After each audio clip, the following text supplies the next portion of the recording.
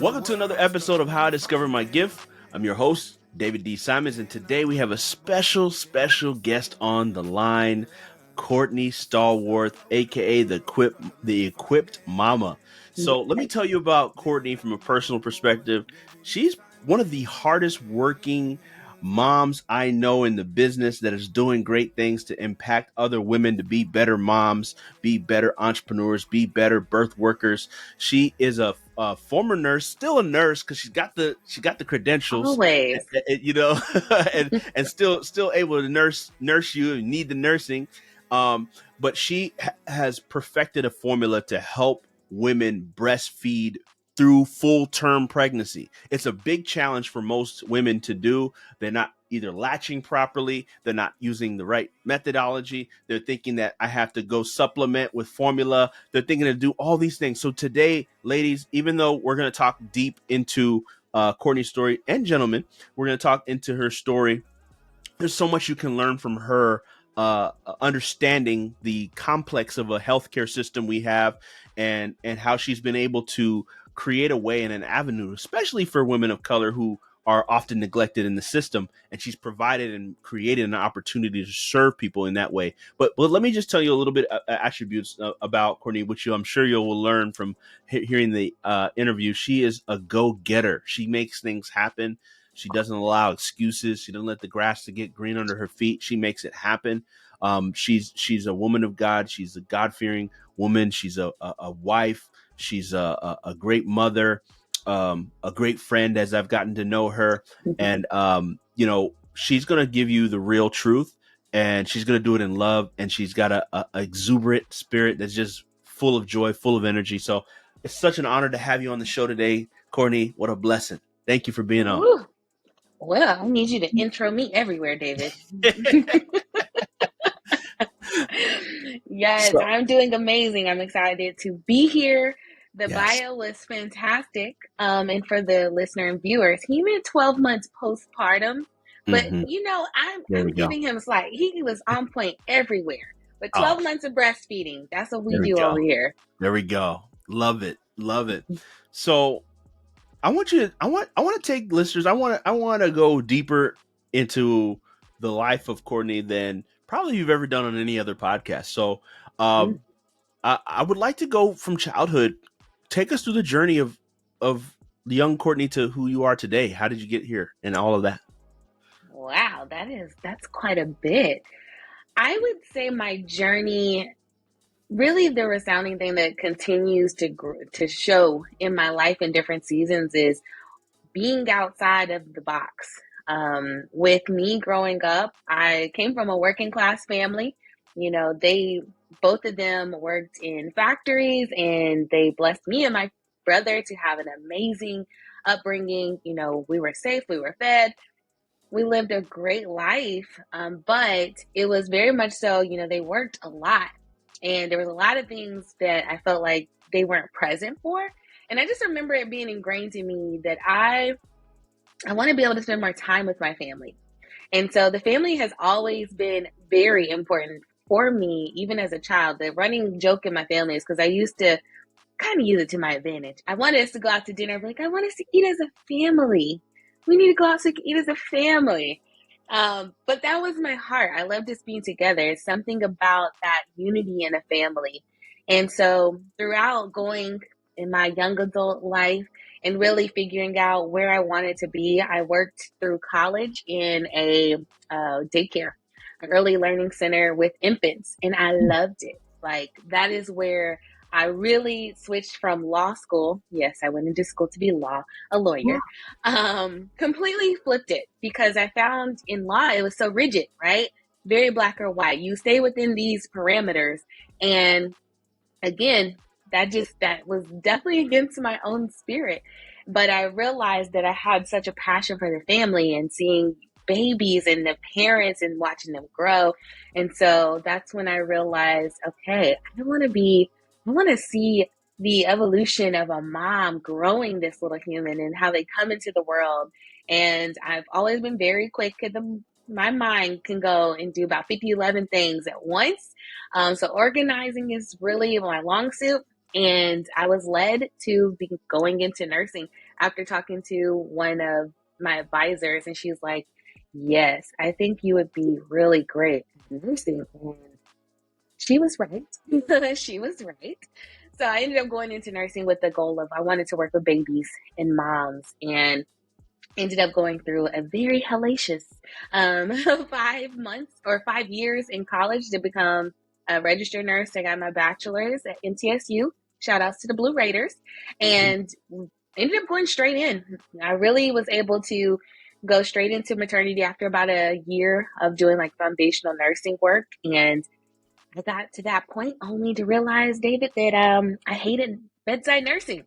Um, I hated working within the box in the kind of the industry, the medicalized industry of birth and maternity. And I started really seeing so many women that looked like me coming in there and just not being prepared. Not prepared for that journey, not really knowing what to expect from their body, how to work with their body. And I would see other ethnicities that would have much different experiences than ours repeatedly. And we already know 2020, that year was very, very heightened. There's a lot of things at play that happened. And that was definitely the year where outcomes for us, women of color, and our babies, it was declining rapidly. It was already at a bad spot, but that ended up really affecting breastfeeding, which I became a mom. I birthed in the midst of this, I had birthed my first child in 2019, leading into 2020. So Mm. going into my own breastfeeding journey and seeing, oh, this is what really happens after the babies leave us in the hospital. This is a whole new world, and it's something that my mama didn't breastfeed. None of my cousins breastfed. I didn't see anyone that looked like me. I had no example of what breastfeeding could look like or should look like. And ultimately, I started connecting dots. I remembered what I learned in nursing school, but there was differences with my body, my genetic makeup, and there is differences for us Black women, and even going to consultants, right? Like there was things that they weren't as familiar with, especially with Mm. with this body. Hmm. And so that's where I ended up sharpening myself and really going and taking extra training and learning what are we missing here? And it had to come from the culture. It needed to be a family and cultural environment to really help us propel. And that starts with the knowledge, that wisdom sharing again. And so that's where I set out. And I said in 2020 I would be leaving the bedside and going straight to the community. And that's how the Equipped Mama evolved. Wow. That's beautiful. That's beautiful. I love the journey. Thank you for taking us through that. When you think about it, what's your most dominant gift? Ooh, most dominant good. I have to say I'm a visionary, but also an executor. Hmm. I have always been really good at not only multitasking, but systemizing. Hmm. And so I have very great visions, but I've recognized, especially through entrepreneurship, right, where you got to wear all the hats, honestly. When you start out, you got to wear all the hats. You got to be every person and department in your company. And I recognize that I didn't realize it was special until you start talking and meeting other business owners and entrepreneurs, that what I thought was easy was not didn't come as easy to everyone. SOPs, starting those standard operating procedures and using systems that would automatically do things for me and my clients. And it's almost like a game for me in a sense. Like I love it. I love figuring out that was one of my biggest things, is keeping my business slim. And it was all because of being able to visually see how I wanted to grow and be able to serve, but to also being able to keep that balance, right? And Mm. that's how those systems really helped me to do that. So I would say that has to be, it's kind of a two-parter, but the Yeah. vision and the supporting systems. Mm. When did you notice this?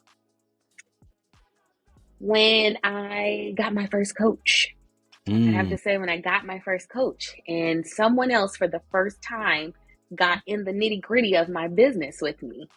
And she really, I think she was very impressed with someone. I had no entrepreneurial background before. And just from my research of my own that I'd done, I didn't have entrepreneurial friends at that time. And she really let me know, this pretty next level right here. And Mm, so it's funny because I ended up helping, we became friends. Ended up helping her as well with a project she was trying to accomplish later. But yeah, that had to be when I realized, oh, not everyone's doing this. No. mm, mm. Wow. So you've done that probably your whole life, right? And up until that point, you're doing it as an entrepreneur. But can you think back, going back as a child? Like even as you shared in the initial journey about having the desire to have family dinners or family like organizing and putting things Hmm. like, can you think back to where this ties into even in your youth? Huh. Well, I would say that in our household, our academics were very prioritized. And so, if we were wanting to be able to enjoy other activities, we had to make sure that not only our academics were covered, but our household contributions were covered. And so, I always mapped out, I always remember kind of scheduling, okay, go to school at this time. I have about 30 minutes before the bus comes. I could do X at this time. When I get off, if I start doing the homework at this time, I should be finished here. And then I'll still have about 60 to 90 minutes of daylight time before the street lights come on and we got to be back in the house. Whoa. So it was kind of that processing at that younger age, right? And same thing, timeline. Okay, mom gets home at this time. I got to have my chores done by this time, but I still want to make sure I can play. So, man, I never really thought about it in that far back, but Mm. yeah, I loved having structure in that way that would allow me to stay just like fluid and balanced, like that harmony in my life. That's amazing. So it's like your mind thinks in process. Like you're a process mind, but you're also, which is a rare aspect, they have that execution side because a lot of process people can be so process driven. They're focused almost all day on trying to get the process, and there's no execution. So you've been really blessed to do that. And have both dynamics. Now, take me to how this incorporates into your business because you've built quite the atmosphere for women of color to learn and master breastfeeding and staying true to get 12 months postpartum through the whole process. And I imagine because of your organizational skills, just knowing you and seeing your work, like you mapped out the process flow. So I want you to kind of take us. This is what I want you to take a deep dive into this. How you took your own experience from Mm-hmm. having your children to creating an atmosphere and replicating what you were able to accomplish to now give that to other people through the process framework that you have in your mind. Yeah. So essentially, when I had my first child, Ezra, me and my husband, we both of our mothers have already fallen asleep, so they're no longer with us. And we've always kind of had that, thugging it out together mentality. We knew this going into it, but when you're in the thick of it and you don't really have people you can lean on other than each other, you got to have those systems in place because postpartum it is exciting, it's amazing, but it's also a very huge life change when you have a little human that literally their life depends on you to nourish them. And so having a lack of support, I mean, my husband's amazing, but he's only one person too, and it's a lot. I had to figure out a way that I could keep myself, from falling in that postpartum pit. There's a high statistic of roughly, I think it's now even up to 78% of women, period, that have a child will experience postpartum depression. It's that prevalent. But we don't talk about it as much because it has many faces and we don't know it. And Mm. so in knowing this, I had to make a way for me to be able to still exclusively breastfeed, but still be able to also take care of myself, making sure that our household is well. I still have a marriage. There's many things that still are required of me. Also had I was still working at that time in the hospital. And so it really came down to me figuring out systems and ways to make breastfeeding still be enjoyable, even though it's work. Don't get me wrong, like that's my good work. But it didn't have to be overwhelming. And I've seen so many women give up on breastfeeding, only do it for short periods of time because they didn't have support. But on top of the support, they didn't have a system in place to actually position them to be successful while enjoying it, because it's absolutely doable. And so after my own experience, I would say that's really what allowed my little systemized mind to not only put systems in place, but through the experiences I started identifying as I started working more with women outside of the hospital, I started noticing the trends of the peaks of kind of the challenge points, call those predictable road bumps. But Mm, those peak little points of, oh, there is a pattern for us here. So if there's a pattern, that means it's predictable. And if it's predictable, that means it's preventable. And I can mm, systemize that. wow. And so that's how I ended up weaving these together so that moms can have that success instead of falling into the pitfall. Mostly there's yeah, 76% of women that try to breastfeed, they will quit by the fourth week with their baby. That is the stats for black women. And Jeez. so 4 weeks and we need 12 months. What's happening here? And Right. that's really what it is. And so that's what I love getting to do. I did not calculate, I did not connect the dots, David, Mm, on the systems, but that's it. wow. Because I know just you even have what's called, the framework. Can you speak about the framework? You have an entire framework model that you've Mm-hmm. developed, right? I'm talking on some curriculum professor type level stuff, right? So talk about that a little bit, and then I'm going to dig into a few other areas that I want us to tackle as well. Yeah. So, what for me in my realm, right, the birth and maternal realm, I've created the lactation roadmap. And literally, that's from the mom when she is pregnant all the way to that 12-month breastfeeding goal where she decides if she wants to keep going, because that's beautiful too, or if they want to conclude because the foundation of the lifetime health gets solidified through that 11th month of life to 12 months. So the framework really is anchored in on that knowledge piece before baby is born with that preparation and then the ongoing support, because where here in the US, especially, moms have their babies, they have support, even if you have, even with a great doula, right? Or midwife, you still are only going to have maybe 2 to 3 follow-ups during that first 4 weeks. But then it's like, well, what about the rest of the first year of postpartum? And so my programming through this framework, we've maintained a 98% success rate of these women reaching that 12-month breastfeeding goal by following this framework that really shows them not only, hey, this is what predictable road bump is coming up at, say, month 2, month 5, month 9, that most women start to see a decrease in their milk supply and fall off. They know ahead of time and also what we need to start doing to prevent it. So it really just makes that blueprint for breastfeeding success and gives them confidence, right? Like if you know what's coming, you feel a lot more equipped and we don't have so much anxiety and you have someone in your corner. Like that was big for me. I didn't get to have that support for beyond that first month, right? It was just kind of like, ooh, I got to figure this out. It's all on me on top of all the other responsibilities going Mm, on. So that's really the framework is their lactation roadmap. It is their customized blueprint for success because their body and their baby God uniquely created. So we mm, get to really have that ongoing support through the coaching that they get with me. that's awesome.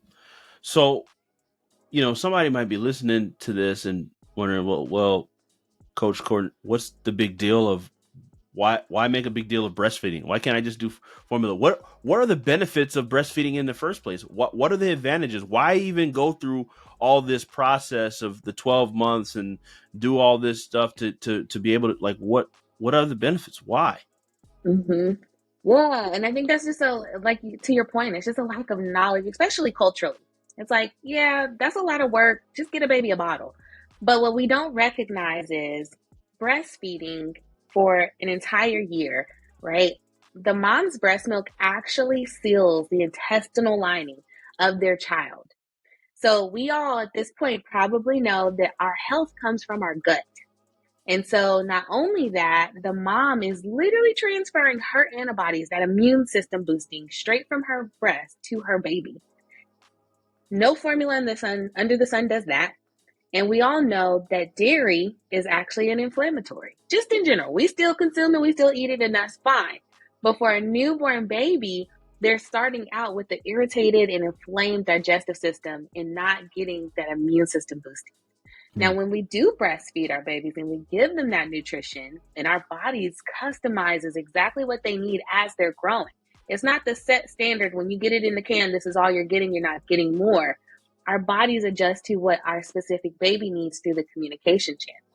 mm, So that means our children, statistically, what we're seeing, babies that are breastfed have higher IQs.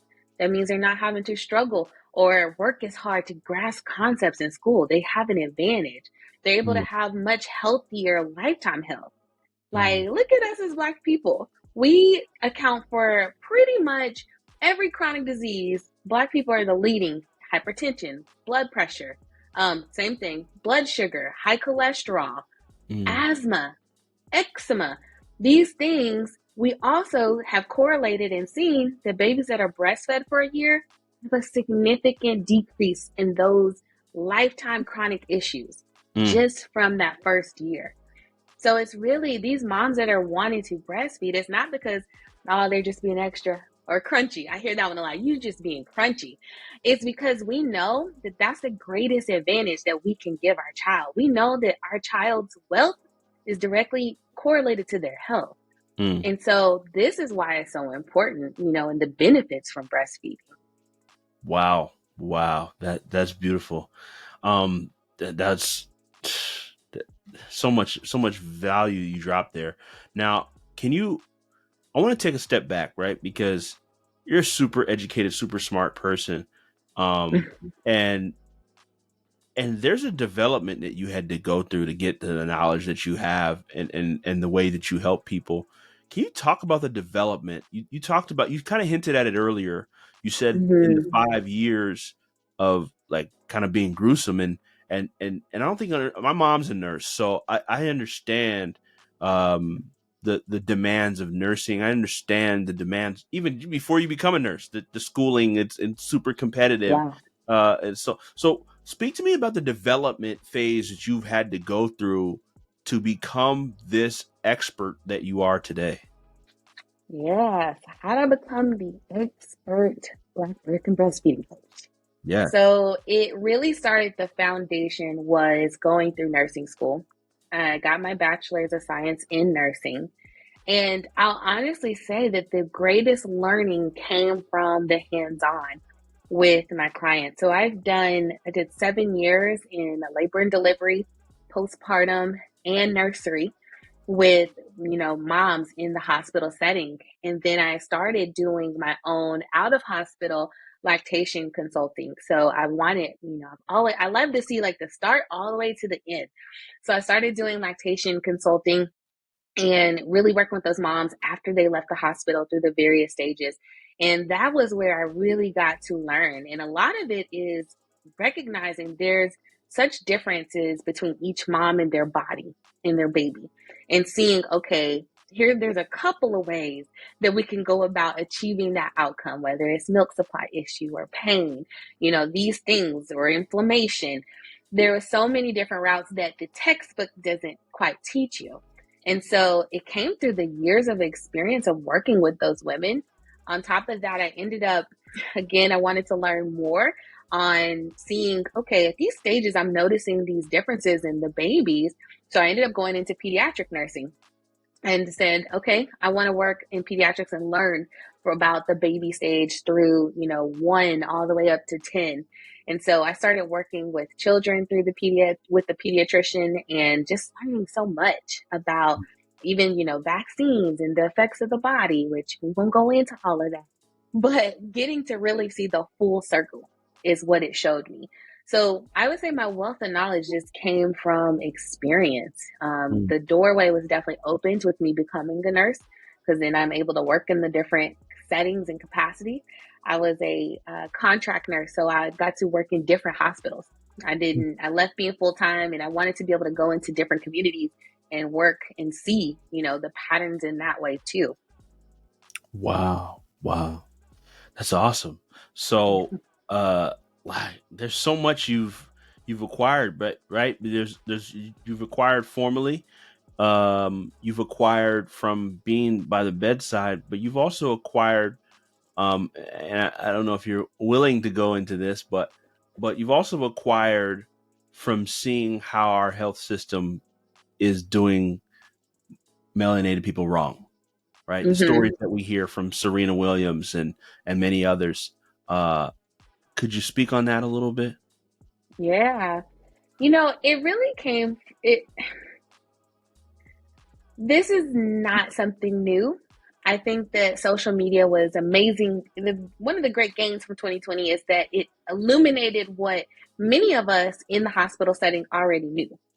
And Mm, so the big thing, especially in being a Black woman, Black nurses only account for 6% of the registered nurse career field, period.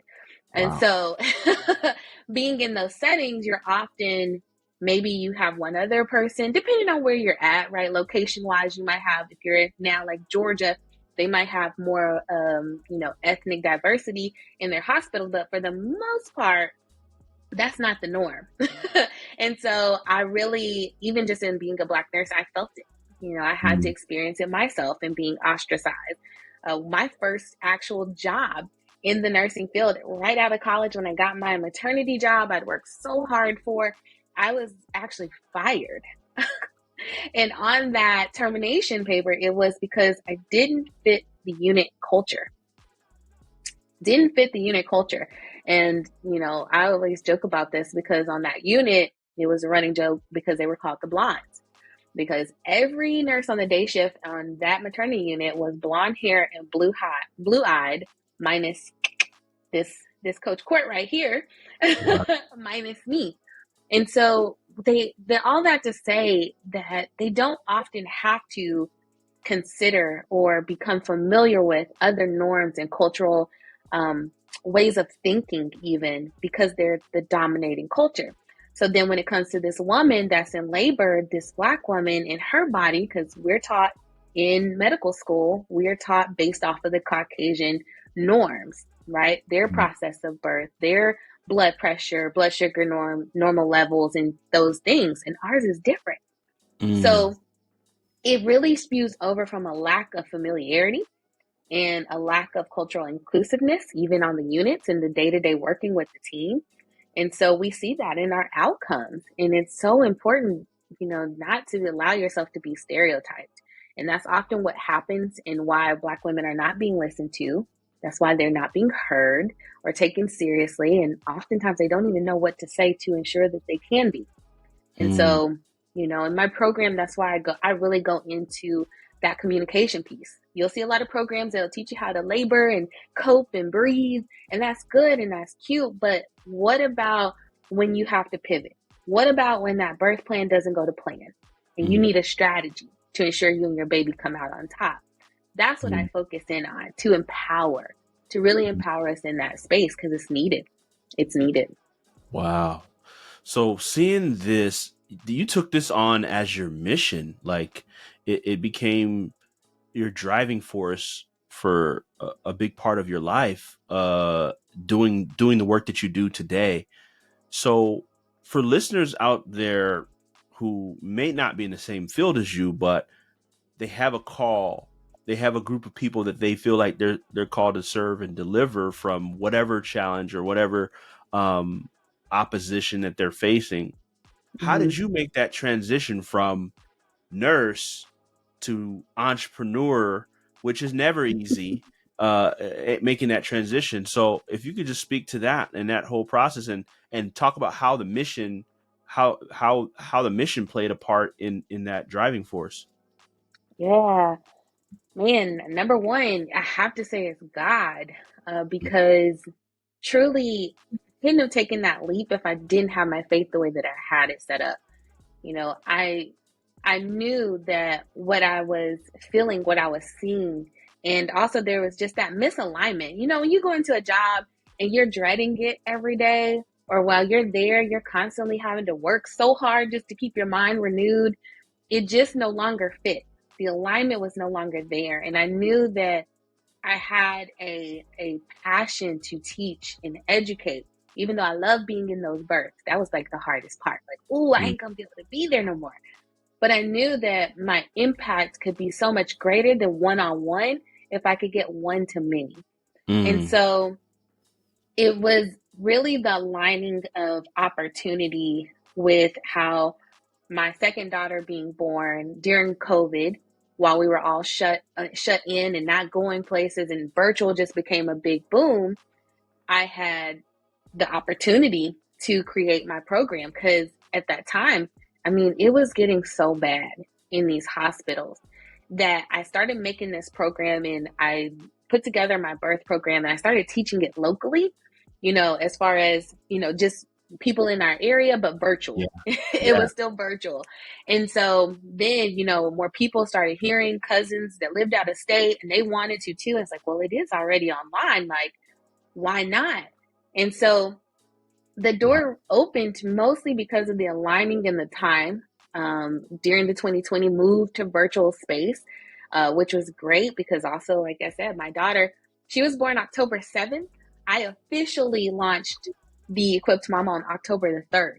So Mm, right before she was born in 2020, because I'd started doing kind of that local thing. I was like, well, I'm gonna take this online. I really want to equip mamas to truly have that confidence in the body that God designed them to mm, have for them and their child. And so mm, that's how I took that leap. It was great timing, but not really. It's always going to be scary when you leave that secure paycheck to really mhm. bet on yourself.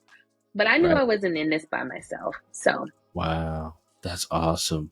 And so let's talk about the impact, right? Like you said, what has transpired? Like how many, like the 98% success mhm. rate.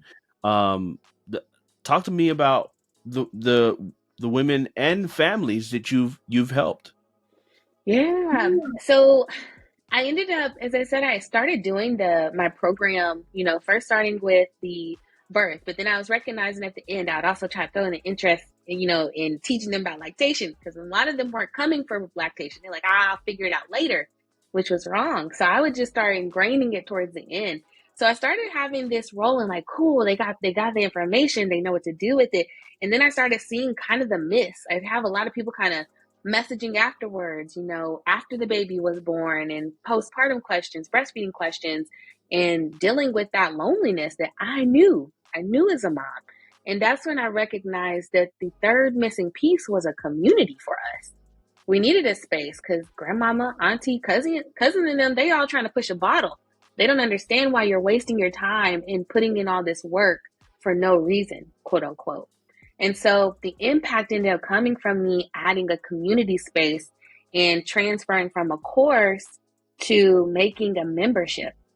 And so the impact has been so much bigger than I imagined it to be, where women across the US, literally, and some find other moms in their area in the MMC, but it's all online. And they get to not only have that knowledge and the ongoing support, but they get to have that community of women that are in alignment, and that also you see they going through their own predictable road bumps too, but you're seeing them overcome. And so Mm, it's like an ingrained, just that tribe, like I always envision it and say it's like God intended it for us to have mhm. like that community, sharing wisdom, resources, celebrating, encouraging, Yeah. uplifting. So that would have to be, how I've seen this impact grow beyond what I originally started. Wow. And I know I've gotten a chance to hear some of these things, but could you speak to some of the transformations that have happened for the women and families that you serve? Like anything that pops up in particular? What like you've been doing this enough time now to see, you know, you've had newborns to now, I guess you would say 3-year-olds possibly, Yeah. so talk about that. Like any story that sticks in your mind. Yeah. Well, it is kind of funny because we're in this new season where we're having membership reactivations. These moms now getting pregnant with their seconds. And so but it's been cool to see, you know, in hearing from the moms. So when they graduate, you know, I always love to ask them, reflecting back over the year. And I would say the impact has been the echoing thing that I get from them is that ingrained confidence in themselves as moms because they were able to do what they set out to do. And that was to give them and their child the absolute best experience through that first year of breastfeeding, through their birth, through their pregnancy. It's just that ingrained trusting in themselves, trusting in their design, and knowing that they are capable Mm, because they didn't give up. They kept going. And so I think that if nothing else, the transformation is knowing and trusting that God didn't make a mistake and that they are the best and they see it with the proof.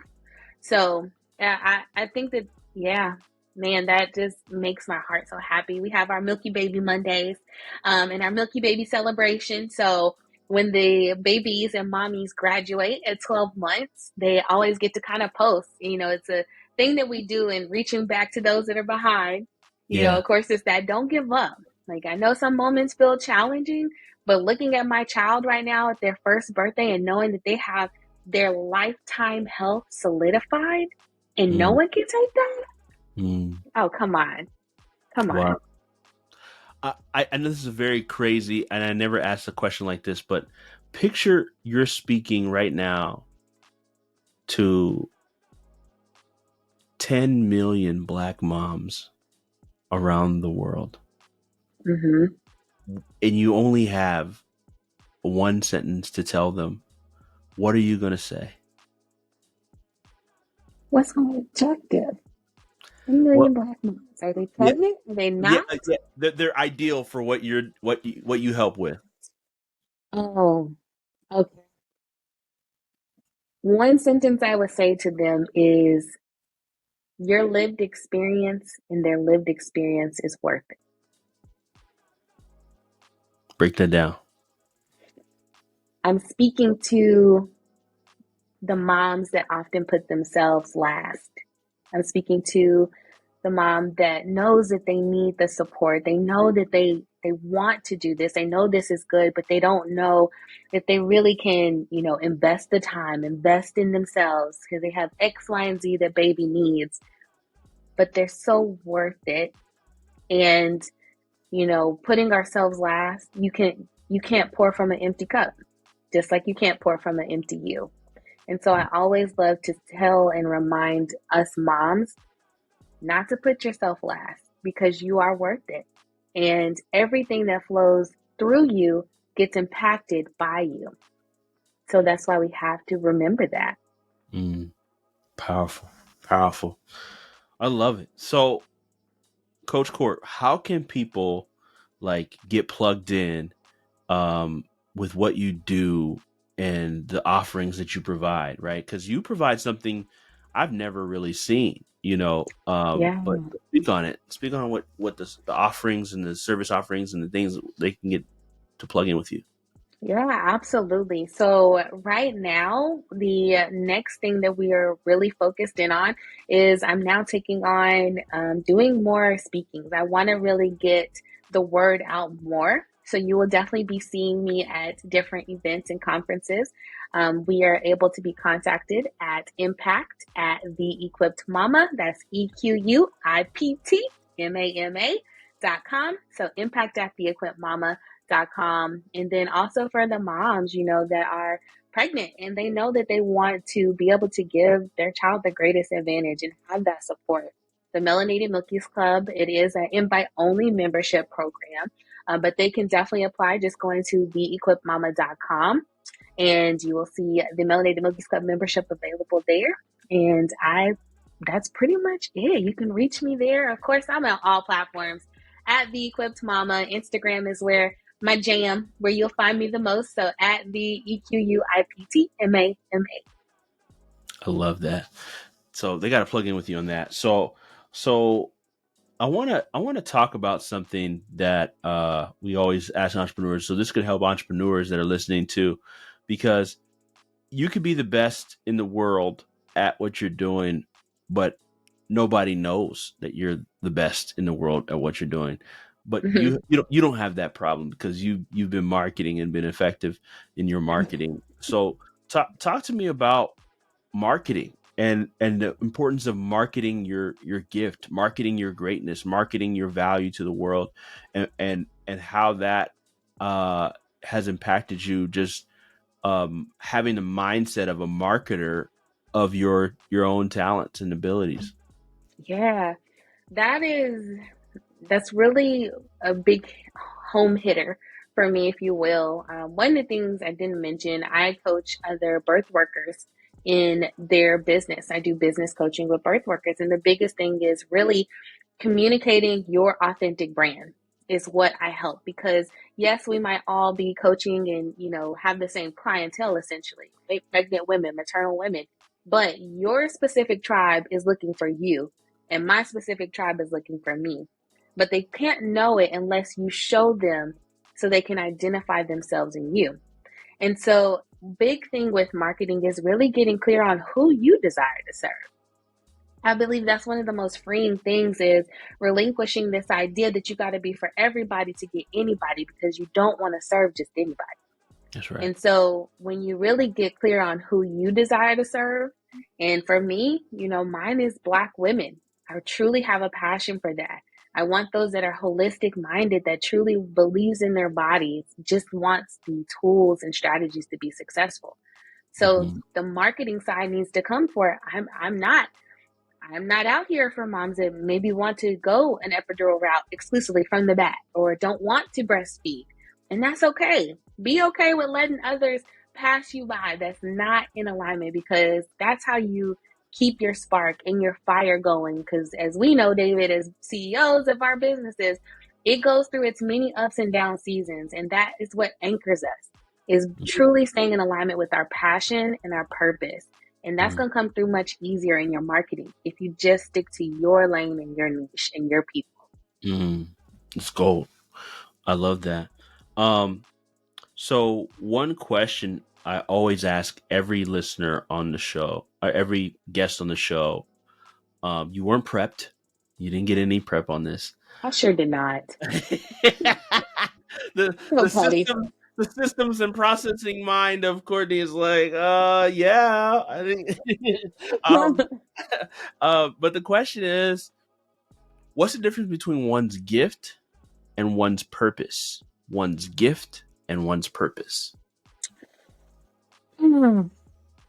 I would say that one's gift is for you, or rather, I'd say one's gift is for me and one's purpose is for the others I'm meant to impact. Break that down. So I might have a gift that I love and enjoys and benefits me, but my purpose has to be greater than me. It has to be of benefit and impact beyond me. And so I would say that the purpose, a lot of times we have things that we really like and enjoy. And that's kind of like, oh, this is my gift. I can do this all day. But what purpose is it if it only can affect and impact you? So that purpose really is, sometimes they correlate in how you transfer it out. How can you transfer that gift out? Because that's going to actually be more in alignment with, okay, this is a purpose for me to help others too. Mm, I love that. I love that. And so, you're living it. You're doing it, Courtney. You're living the purpose. You're operating your gifts. And I just want to say, I salute you and say thank you for doing the work and following your purpose. It's not easy, but you're doing it and you're impacting a lot of people. And I know you're going to reach those millions of mamas out there. I believe that. So, with your speaking, your coaching, and all the things that you're doing. So, if last question, if there's anything I did not ask you that you feel you should share with the audience or people that would be listening to this, if there's anything else on your heart that you would want to say. Yeah, man. Knowledge is power. And a lot of people will be listening to this podcast, right? And they might not be pregnant. They may not even be female.